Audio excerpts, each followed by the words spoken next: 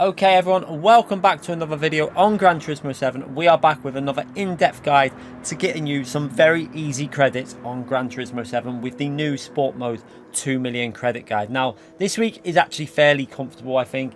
Most people should be able to get at least 1 million credits fairly easily. I'm going to show you why in a minute. I think this won't take you too long if you just get the grasp of this van, and that's why I'm going to give you as many tips and vital stuff that you need to get this, and hopefully you can do it in quite a small time. So if you just want to jump on and get some quick credits, make sure you subscribe to this channel.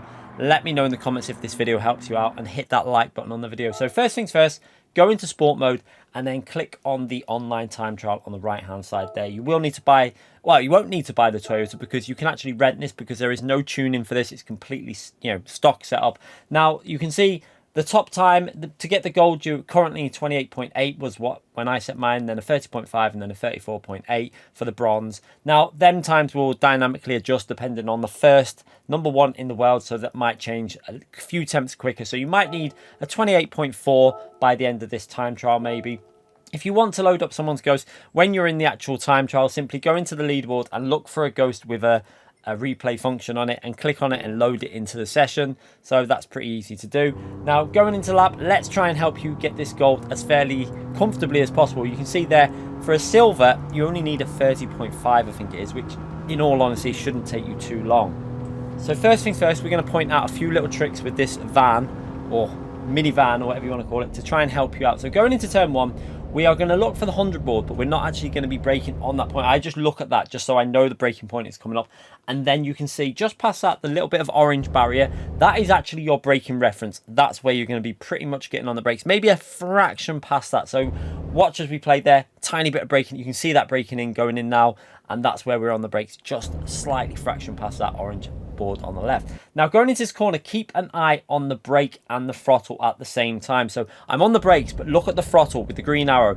I'm putting a bit of throttle in to stabilize this car, and also that's going to help me get back on the power a little bit earlier and get a bit more momentum out this corner. But it just helps a little bit of stability into that corner and stops it sliding out so much. So and then again into the next braking zone, keep an eye on that throttle again with the braking. So first thing, we're going to brake just at that tarmac on the left. You can see that a little bit of tarmac sticking out there. That is your braking reference. That's what you're going to use to brake, just again fractionally past it. So braking going in now, and you're going to see as we trail brake down, keep your eye on that accelerator throttle inputs. You see just a dab of throttle just helps stabilize the car, controls the slide on the apex. You can see we're going to drift it in a bit.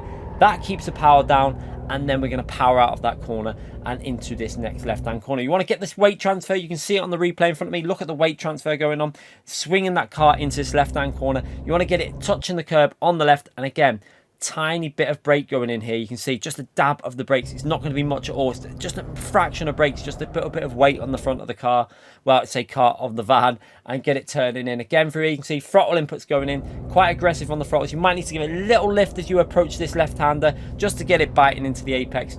And now as soon as you're straightened up, you can see getting it straightened up and onto the brakes. You can see basically on the brakes before the end of the curb on the right hand side. You can see the curb on the right there. And we're going to let it brake without any throttle here, just braking, staying in third gear. Hold the gears with this vehicle, don't downshift too quick, hold the gears, and then upshift to second gear as you go through the corner after going to second, and power your way out of this corner. Again, through this left hand corner, you're going to see using as much width as I can and swinging it into this left hand corner. You want to get your left hand tire to be as close to this curb as possible, but quite a wide trajectory in. So you can see the P1 in the world taking that quite wide line in to get the maximum exit speed, just lifting off the throttle for this corner. You're not actually going to brake, just lifting off the throttle, then gradually playing with that throttle through the corner. And you can see once the grip's there, full throttle all the way to the exit. Just be careful you don't understeer wide there, and then powering your way into the final corner. Now this corner again, it's all about trying to get the car into the apex, very tight to the apex, and on the throttle as early as possible, using that right hand board there, which is telling you there's a right hand corner as a reference, braking just past it. So you see just as we're going past it,